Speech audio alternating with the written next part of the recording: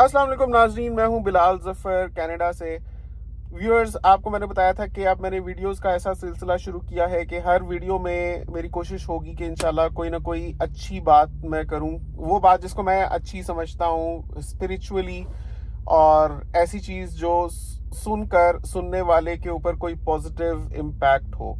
और मुझे लगता है कि ये बहुत ही ज़बरदस्त आइडिया है, क्योंकि of all the kinds of blessings जो आज के दौर में हमें मिली हुई हैं, ये सोशल मीडिया प्लेटफॉर्म्स भी एक बहुत ही बड़ी नेमत है अल्लाह की, जिसको इस्तेमाल करके इंसान दुनिया को बहुत पॉजिटिव इंस्पिरेशंस दे सकता है। और जाहिर है कि सवाब कमाना बहुत आसान हो जाता है इस तरह से। तो आज की वीडियो में हम बात करेंगे फ्रीडम के ऊपर। इस दुनिया में सबसे बड़ी चीज़ क्या है? मैंने पूछा एक 75 साल के बंदे से। जिस पार्क में मैं जाता हूँ वहाँ पर वो अक्सर बैठा होता है, एक बूढ़ा अंग्रेज़ है।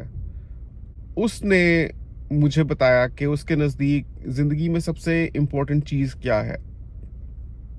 आप गेस करें क्या उसने कहा होगा। कनाडा में रहता है, यहीं पैदा हुआ था, यहीं पला है, सारी ज़िंदगी उसने गुजारी यहाँ, और अभी भी अच्छी सेहत है उसकी, चलता फिरता है।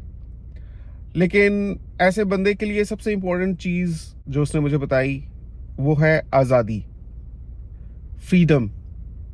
आजकल हर बंदा फाइनेंशियल फ्रीडम हासिल करना चाहता है। इस कॉन्सेप्ट को बहुत ज़्यादा ग्लैमराइज कर दिया गया है पाकिस्तान में कि किसी तरीके से फाइनेंशियल फ्रीडम हासिल की जाए, और इसके लिए लोग बड़े बड़े रिस्क उठाने के लिए तैयार हो जाते हैं। बहुत से लोग ये समझते हैं कि कोई जितना अमीर हो जाए उतना ज़्यादा वो फ्री हो जाता है, लेकिन फ्रीडम का 100% ताल्लुक अमीर होने के साथ नहीं है, क्योंकि अगर आप कर्जे लेकर अमीर हुए हुए हैं तो वो फ्रीडम नहीं है। आपने शायद सुना हो इन द रीसेंट पास्ट, मतलब पिछले 3-4 दिन की बात है, जब बिटकॉइन ने क्रैश किया था, कि यूक्रेन में एक बहुत बड़ा जो बिटकॉइन का इन्वेस्टर था उसने खुदकुशी कर ली थी। वजह यही थी कि उसने लोगों से पैसा उठाकर इन्वेस्ट किया हुआ था बिटकॉइन में। जब क्रैश हुआ उसको समझ आई कि अब वो वापस करने के काबिल नहीं है, तो जिंदगी उसको इतनी मुश्किल लगी कि उसने खुदकुशी कर ली। हालांकि बहुत बड़ा मिलियनर बंदा था वो।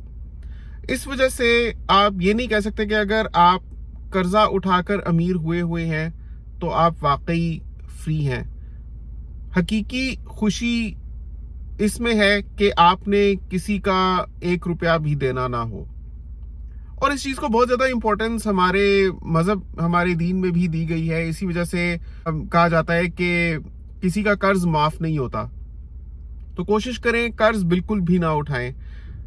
स्पेशली ये उन लोगों के लिए बहुत ही रेलिवेंट एडवाइस है जो पाकिस्तान से बाहर रहते हैं, क्योंकि यहाँ पर कर्ज पे सब चीजें मिल जाती हैं और कर्ज लेने को इनकरेज किया जाता है। हर चीज में लोन्स इंटीग्रेटेड हैं। इवन अगर स्टडी के लिए भी कोई ग्रांट मिलती है वो भी आपको बाद में वापस करने होते हैं पैसे समटाइम्स। और क्रेडिट कार्ड्स तो ऐसे बांट रहे होते हैं जैसे, मुझे आज तक समझ नहीं आई कि क्रेडिट कार्ड कंपनीज को क्या फायदा होता है क्रेडिट कार्ड्स ऑफर करने में। अगर आप जानते हैं इस बारे में तो नीचे कमेंट्स में जरूर लिखिएगा कि क्यों कंपनीज इतनी उतावली होती हैं क्रेडिट कार्ड्स बांटने के लिए। अगर कोई रिटेल शॉप है, समटाइम्स उनके अपने क्रेडिट कार्ड्स होते हैं और वो कहते हैं कि आप ये क्रेडिट कार्ड लें और इसके साथ आपको $45 इनिशियल बोनस मिलेगा। मतलब वो आपको फाइनेंशियल इंसेंटिव दे रहे होते हैं आपको अपना क्रेडिट कार्ड क्लाइंट बनाने के लिए। हालांकि ठीक है, अगर आपने वो जो ड्यू डेट होती है तब तक पे ना किया तो फिर आपको सूद समेत उनको पेमेंट वापस करनी होगी। तो समझ आता है कि ठीक है, उनके लिए वो फाइनेंशियल इंसेंटिव है कि अगर कोई वापस ना कर सका तो उसको फिर सूद भी देना पड़ेगा, क्योंकि उससे उनके पैसे बढ़ेंगे। तो एक तो समझ ही आती है कि इसमें एक for them to make money there is this kind of negative vibe associated with it के यार ये बंदा ना वापस कर पाए पैसे ताकि सूद बने। राइट ऑफ द होप एक नेगेटिव सेंटिमेंट जुड़ा हुआ है उन कंपनीज की तरफ से इसके साथ। लेकिन फर्ज करें अगर एक बंदा within the due date सारी पेमेंट्स कर देता है वापस, उसके पास इतने पैसे हैं कि वो अपने क्रेडिट कार्ड को डेबिट कार्ड की तरह से यूज करता है, इन द सेंस के जो उसने परचेज की साथ ही उसने पैसे पे कर दिए क्योंकि उसके पास थे। तो फिर क्रेडिट कार्ड कंपनीज के पास क्या इतनी मोटिवेशन होती है लोगों को अपना क्लाइंट बनाने के लिए कि वो उनको बोनसेस दे देकर कहती हैं कि अकाउंट खुलवाओ। तो ये आप मुझे ज़रूर बताइएगा नीचे कमेंट्स में। लेकिन मैं कहना ये चाह रहा था कि इन कंट्रीज़ में क्योंकि क्रेडिट कार्ड्स बहुत ही इजीली बन जाते हैं, इनकरेज किया जाता है लोगों को वो लेने के लिए, तो बहुत से लोग कर्ज़ों में डूबे हुए हैं। तो एक ऐसा बंदा जो कनाडा जैसे खूबसूरत मुल्क में लंबी ज़िंदगी भी उसने हासिल की और अच्छी सेहत भी है उसकी, उसके लिए सबसे बड़ी चीज़ उसने मुझे कहा कि फाइनेंशियल फ्रीडम है, कि मैंने किसी के पैसे नहीं देने। तो वो मेरे लिए सबसे बड़ी चीज़ है, क्योंकि कहता है कि मेरी ज़िंदगी का बेशतर हिस्सा ऐसे गुजरा कि मैं कर्जे में डूबा रहा। मैंने गाड़ी कर्जे पर उठाई हुई थी, सारी उम्र हो गई घर की मॉर्गेज पे करते हुए, अभी भी वो पे ऑफ नहीं हुई।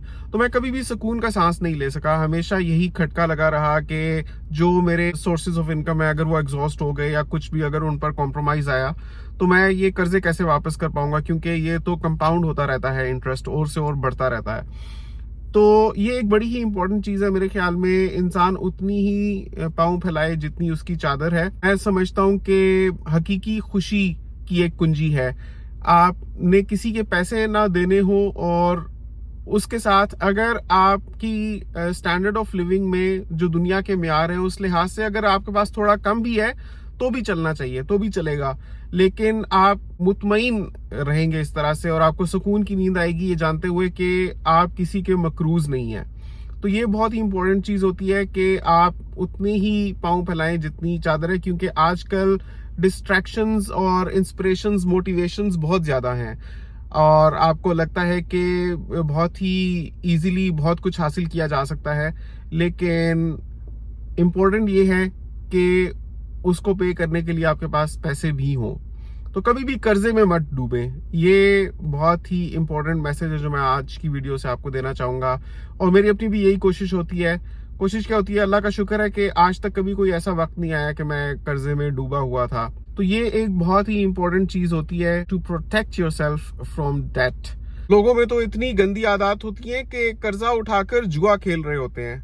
कर्जे उठाकर उन्होंने स्टॉक्स में इन्वेस्ट किए होते हैं क्योंकि उनको लग रहा होता है कि ये वो स्टॉक है जो फौरन से ऊपर जाएगा, या ये वो कॉइन है, क्रिप्टो में इन्वेस्ट किया होता है लोगों ने, लोगों से कर्जे उठा उठा के, which is such a bad thing. क्योंकि इन चीज़ों का कोई भरोसा नहीं है, जैसे ऊपर जाती हैं वैसे नीचे भी जाती हैं। तो इंसान अपने पैसे के ऊपर खेले, अगर खेले भी तो ये कितनी गंदी हरकत है कि किसी से पैसा लेकर उसके ऊपर आप खेल रहे हैं।